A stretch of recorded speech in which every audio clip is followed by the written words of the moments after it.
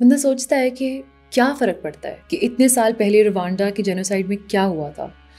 آج سے اس کا کیا تعلق۔ لیکن یہی تو بات ہے،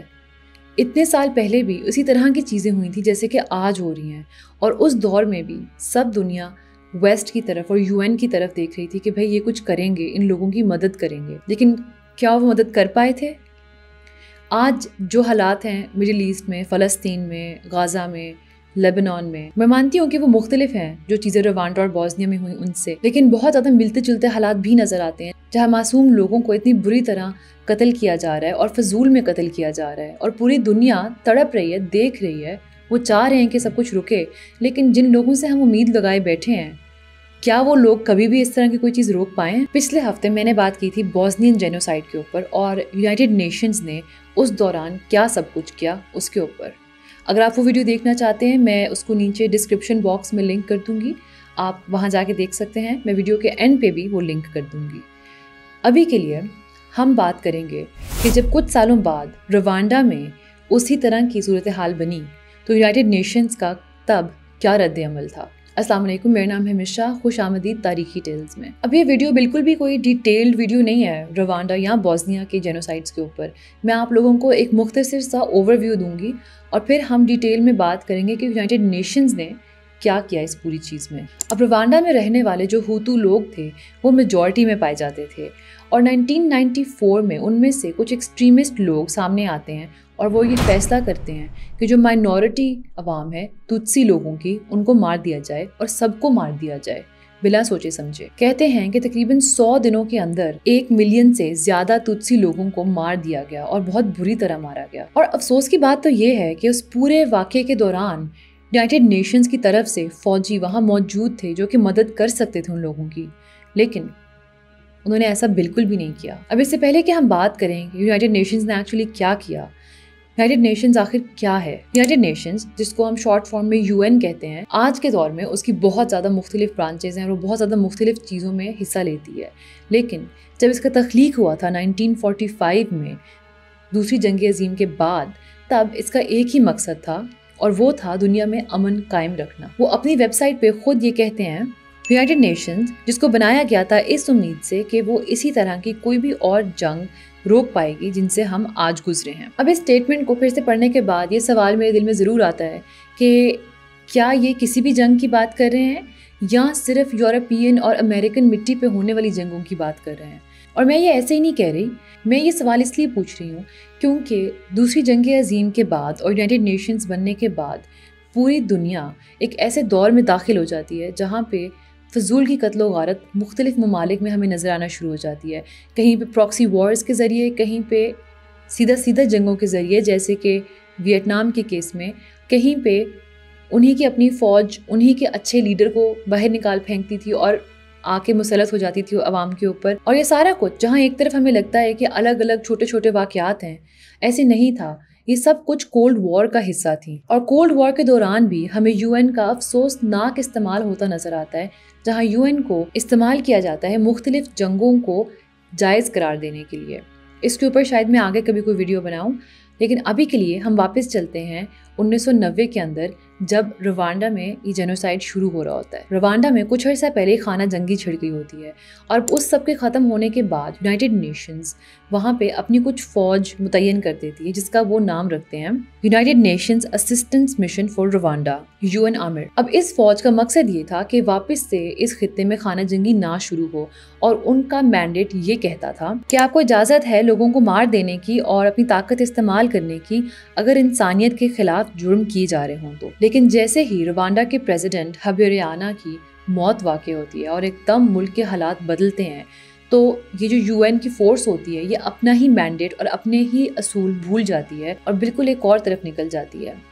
اب اس UNAMID فورس کا جو کمانڈر تھا رومیو ڈیلیئر، وہ ہمیں یہ بتاتا ہے کہ کچھ عرصہ پہلے اس کو یونائٹڈ نیشنز کے ہیڈ کوارٹر سے کال آتی ہے اور وہ اس کو یہ حکم دیتے ہیں کہ UNAMID نے کسی کے اوپر بھی گولی نہیں کرنی جب تک ان کے اوپر خود کوئی اور وار نہیں کرتا، انہوں نے بات چیت سے ساری چیزوں کا حل نکالنا ہے اور انہوں نے جنگ کے اندر شامل ہونے سے رکنا ہے ہر حالت میں۔ اسی طرح کی صورتحال ہمیں کچھ عرصہ پہلے نظر آئی تھی بوسنیا میں، جہاں یونائیٹڈ نیشنز کی جو فوج تھی وہ ہچکچاتی تھی کسی بھی قسم کا ایکشن لینے میں، اور اب روانڈا میں بھی ان کا یہی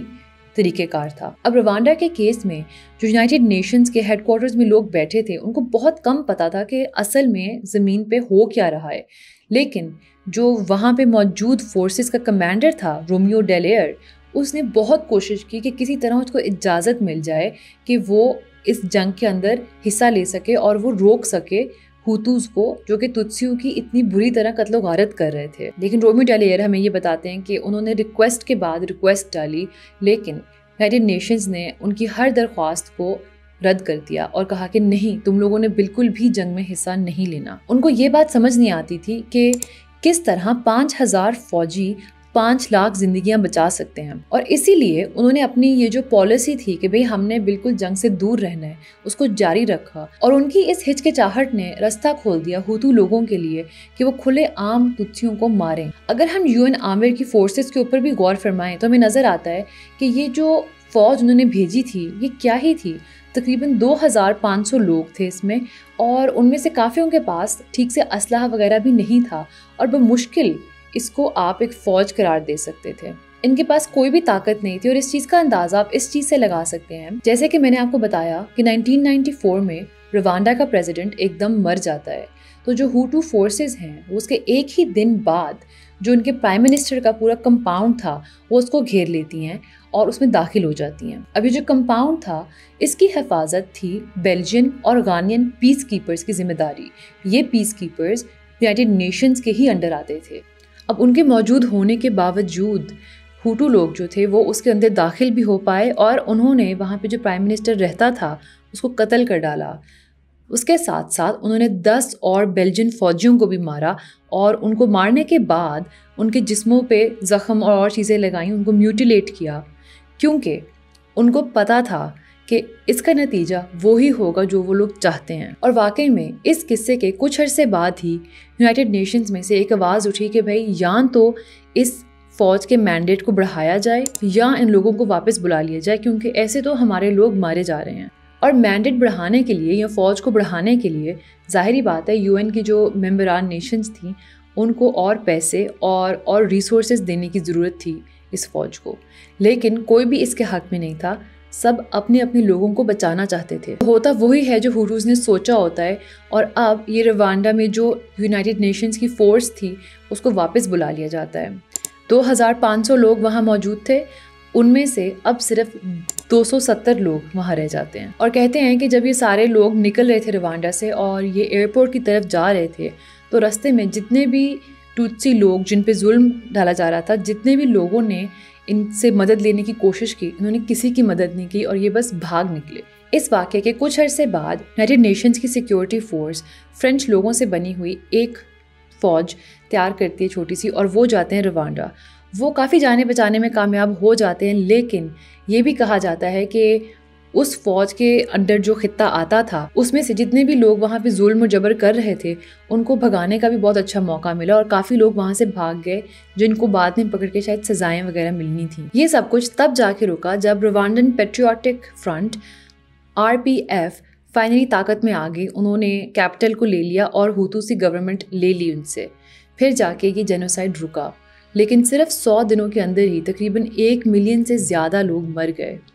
اور جیسا کہ ہم نے دیکھا یونائیٹڈ نیشنز خاصا کچھ بھی نہیں کر پایا ان کے لیے، جبکہ ان کے فوجی وہاں موجود تھے۔ اب سوال یہ ہے کہ کیوں UN کچھ نہیں کر پایا، اور اس چیز کا جواب ہمیں ملتا ہے کہ اس آرگنائزیشن کو بننے کا جو طریقہ کار تھا اس میں اب یونائیٹڈ نیشنز جو ہے وہ مختلف ریاستوں سے اپنی طاقت لیتی ہے، اس کے پاس بطور خود کوئی طاقت نہیں ہے، اور اس کے جو زیادہ طاقتور ممبران ہیں انہی کے ہاتھوں میں ہے یہ کنٹرول کہ وہ کس حد تک UN کو کام کرنے دیں یا نہ کرنے دیں۔ اور بوسنیا اور روانڈا کے کیس میں بہت سارے ریسرچرز اور ہسٹورینز یہ کہتے ہیں کہ اس وقت یونائیٹڈ اسٹیٹس جو کہ پچھلی صدی کے اندر ہر جگہ ہر جنگ میں ٹانگ اڑا رہا تھا، اور وہ کہتا یہ تھا کہ جی ہم تب سے پوری دنیا میں امن قائم رکھنے کے لیے ہم ہی محنت کر رہے ہیں، اب ہم نے نہیں کرنی۔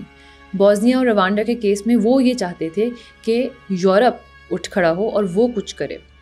اور کلیریفیکیشن کے لیے بات کہنا ضروری ہے کہ پچھلی صدی میں امریکہ، یونائٹڈ نیشنز، وہ کسی کی مدد نہیں کر رہے تھے خاصی، وہ صرف اپنی ہی مدد کر رہے تھے، اور انہوں نے بلکہ بہت زیادہ زندگیاں اور بہت زیادہ ممالک تباہ کر ڈالے اس چکر میں. جیسے مرضی بنا سوار کے وہ ہمیں پیش کریں، اصلیت تو اصلیت ہی رہتی ہے. 1999 میں یونائٹڈ نیشنز خود ایک رپورٹ نکالتی ہے جس کے اندر وہ یہ بات تسلیم کرتے ہیں کہ ہاں بھائی، بوسنیا اور روانڈا کی باری ہم لوگ خاصا کچھ نہیں کر سکے. وہ اس رپورٹ میں سربرینیکا کی بات کرتے ہیں خصوصاً. وہ کہتے ہیں کہ جو ہماری پوری پالیسی تھی کہ ہم نے اس جنگ کے اندر نیوٹرل نظر آنا ہے، وہ بوسنیا کے کیس میں بالکل بھی پائیدار نہیں تھی. ساتھ ہی ساتھ وہ ان کے اوپر بھی تنقید کرتے ہیں جو لوگ بات چیت کے ساتھ یہ سب کچھ سالو کرنا چاہتے تھے، بجائے اس کے کہ جنگ کے شروع میں ہی اس کو روک ڈالتے. وہ یہ بھی بات کرتے ہیں کہ یونائٹڈ نیشنز نے کس طرح باقی ساری ملکوں کی جو پولیٹیکل فیلنگز تھیں ان کو آگے رکھا اور اس حساب سے اپنی ملٹری ڈیسیجنز لیں. اور وہ آگے جاتے ہوئے اسی رپورٹ میں وہ یہ وعدہ کرتے ہیں کہ آئندہ کبھی بھی اس طرح کی کوشش کی گئی جہاں پہ سسٹمیٹک طریقے سے کسی بھی لوگوں کو مارے جانے کی یا ایک جگہ سے باہر نکالنے کی سازش کی گئی، تو UN کسی بھی طریقے سے اس سب چیز کو روکے گا. تو اب آپ بتائیے کہ کیا یونائٹڈ نیشنز نے اپنا وعدہ پورا کیا؟ کیا جو اب دنیا میں اور جہاں پہ قتل و غارت ہو رہی ہے معصوم لوگوں کی، بچوں کی، کیا وہ لوگ روک پا رہے ہیں، کوشش بھی کر رہے ہیں اس کو روکنے کی؟ آپ مجھے کامنٹ میں ضرور بتائے گا آپ کو یہ ویڈیو کیسے لگی. آپ سے ملاقات ہوگی انشاءاللہ اگلے ہفتے. اللہ حافظ.